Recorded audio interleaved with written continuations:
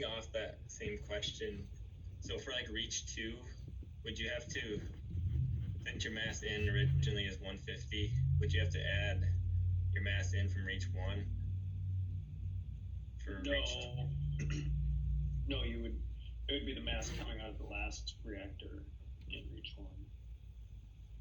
Okay, so it's just you take your last one and then that's your new mass in. Yep. Okay. Same as, and that's not just where the reach has changed, that's every single reactor, right? Okay.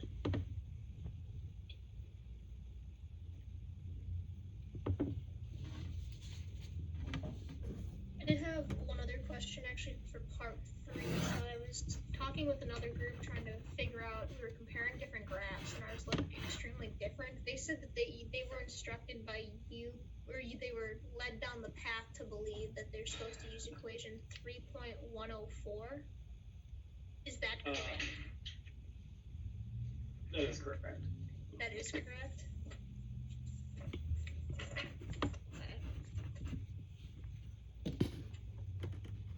And let me,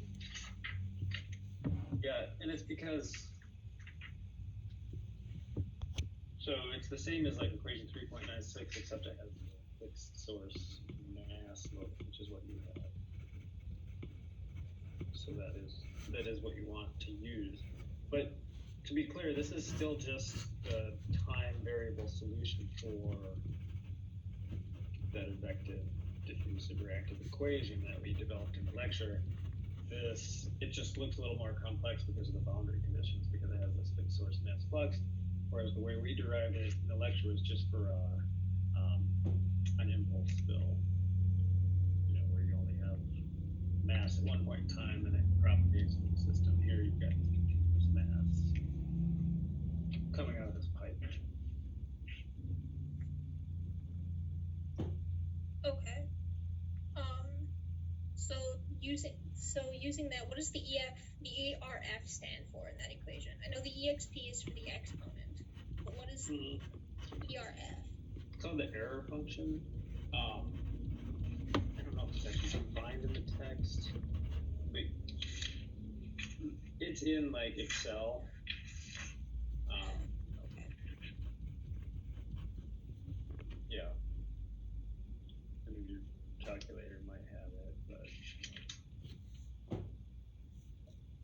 yeah. Okay. So we have that. So then with gamma, so I know gamma is defined as where is it? I just read it. It's the square root of 1 plus 4 times whatever's in the parentheses. Is that K value we have? Is that the KL? Or are we needing to find that K value first? Sorry, say that again. Which K are you talking about? 3.97. So gamma equals, because we'll need gamma for that equation. Oh, right. Oh, wait, is the KL the D sub X, actually? Yes. Yeah, so, okay, good. I'm glad you asked this. In chapter 3, because they're using a sort of a more fundamental solution, they're using D for diffusion coefficient. We're talking about dispersion. So that K sub L is the same as the big D in these equations. But the small k is the reaction rate. Okay. Which in your case is the volatilization. So that's the volatile, okay. So basically we just plug and chug for each of the different concentrations. All of the info for part 3 for each one. Yep. Once we find all of the variables we need. Okay, that's a pretty easy course. Yeah, the trick, so you're asked to do it 2 ways, right? One with variable time and one with variable distance, but it's the same equation.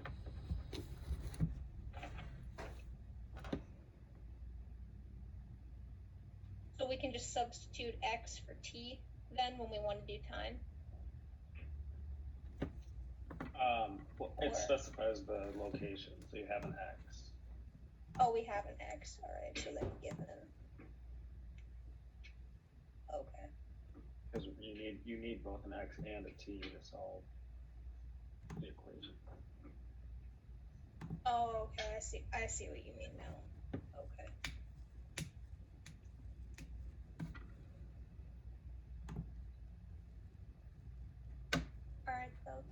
through all my questions. Someone else can ask something now. I'm gonna go down the list. Kayla. Yeah, Jonah's also in my group. We just had a few Okay. questions about part 4, I believe. CSTRs. Yes. Sorry, I'm trying to find everything.